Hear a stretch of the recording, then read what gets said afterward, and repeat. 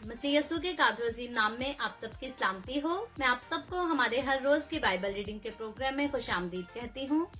मेरे अजीजों, कल हमने कलाम मुकद्दस में से मुकद्दस मत्ती रसूल की मार्फत लिखी गई अंजील उसके 16वें बाब को खुदावंद के कलाम से पढ़ा था और आज हम अपनी बाइबल रीडिंग को आगे बढ़ाते हुए मुकद्दस मत्ती रसूल की मार्फत लिखी गई अंजील उसके 17वें बाब को खुदावंद के कलाम से पढ़ेंगे और खुदावंद के कलाम में यूँ लिखा है, 6 दिन के बाद यीशु ने पतरस और याकूब और उसके भाई यूहन्ना को हमरा लिया और उन्हें एक ऊंचे पहाड़ पर अलग ले गया और उनके सामने उसकी सूरत बदल गई और उसका चेहरा सूरज की मानित चमका और उसकी पोशाक नूर की मानित सफेद हो गई।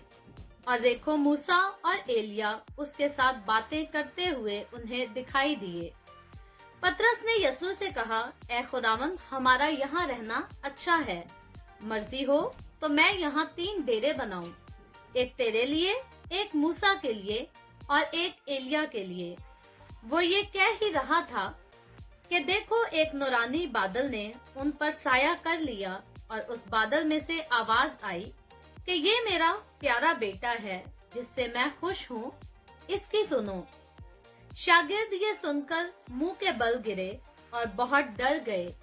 यीशु ने पास आकर उन्हें छुआ और कहा, उठो, डरो मत। जब उन्होंने अपनी आंखें उठाई तो यीशु के सिवा और किसी को ना देखा। जब वो पहाड़ से उतर रहे थे तो यीशु ने उन्हें ये हुक्म दिया कि जब तक इब्ने आदम मुर्दों में से ना जी उठे, जो कुछ तुमने देखा है किसी से उसका जिक्र ना करना। शागिर्दों ने उससे पूछा कि फिर फकी क्यों कहते हैं कि एलिया का पहले आना जरूर है।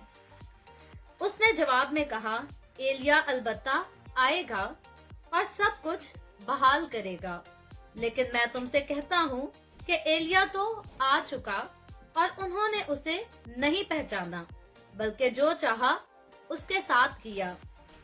इसी तरह इब्ने आदम भी उनके हाथ से दुख उठाएगा।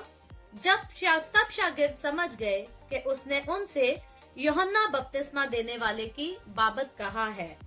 और जब वो भीड़ के पास पहुँचे तो एक आदमी उसके पास आया और उसके आगे घुटने टेक कर कहने लगा, ऐ खुदावंद, मेरे बेटे पर रहम कर, क्योंकि उसको मिर्गी आती है और वो बहुत दुख उठाता है, इसलिए कि अक्सर आग और पानी में गिर पड़ता है।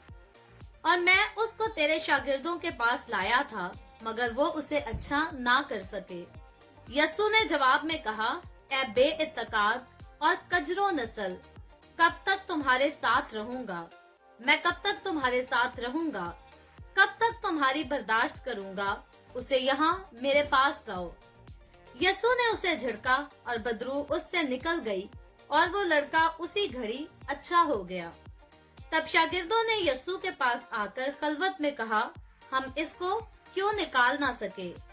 उसने उनसे कहा, अपने ईमान की कमी के सबब से, क्योंकि मैं तुमसे कहता हूँ कि अगर तुम में राई के दाने के बराबर भी ईमान होगा तो इस पहाड़ से कह सकोगे कि यहाँ से सिरक कर वहाँ चला जा और वो चला जाएगा और कोई बात तुम्हारे लिए नामुमकिन ना होगी। लेकिन ये कसम दुआ के सिवा और किसी तरह नहीं निकल सकती। और जब वो गलील में ठहरे हुए थे, यीशु ने उनसे कहा, इब्ने आदम आदमियों के हवाला किया जाएगा और वो उसे कत्ल करेंगे और वो तीसरे दिन जिंदा किया जाएगा।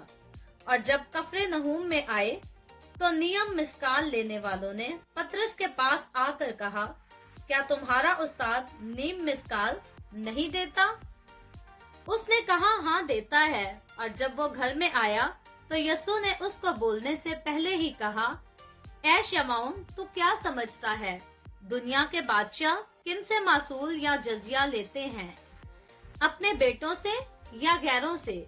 जब उसने कहा गैरों से तो यीशु ने उससे कहा, बस बेटे बरी हुए। लेकिन माबादा हम उनके लिए ठोकर का बायस हो तो झील पर जाकर हंसी डाल और जो मछली पहले निकले उसे ले, और जब तू उसका मुंह खोलेगा तो एक मिस्काल पाएगा। वो लेकर मेरे और अपने लिए उन्हें दे। खुदावन के पाक कलाम पढ़े और सुने जाने पर खुदावन की बरकत हो, खुदावन का शुक्र हो। आए हम सब अपने सरों को खुदावन की हजूरी में झुकाएंगे और दुआ करेंगे।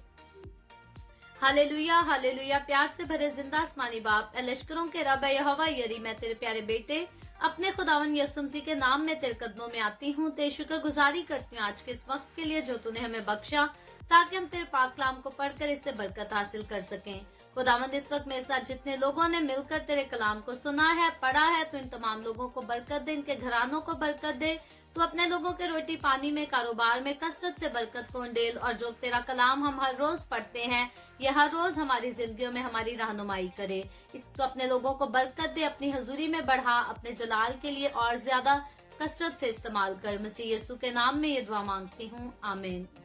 आए हमारे बाप, तू जो आसमान पर है, तेरा नाम पाक माना जाए, तेरी बादशाहत आए, तेरी मर्जी जैसे आसमान पर पूरी होती है, जमीन पर भी हो।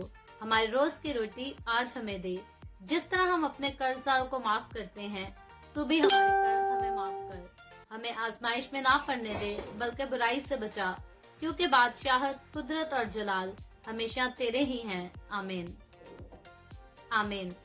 खुदावंद आप सबको बहुत बरकत दे। मेरे साथ हर रोज ऑनलाइन आकर खुदावंद के कलाम को सुनने के लिए आपका बहुत ज्यादा शुक्रिया। इस कलाम को जगह जगह शेयर करते रहें, ताकि हम सबके वसीला से अंजील की मनादी कसरत से हो सके। आमीन।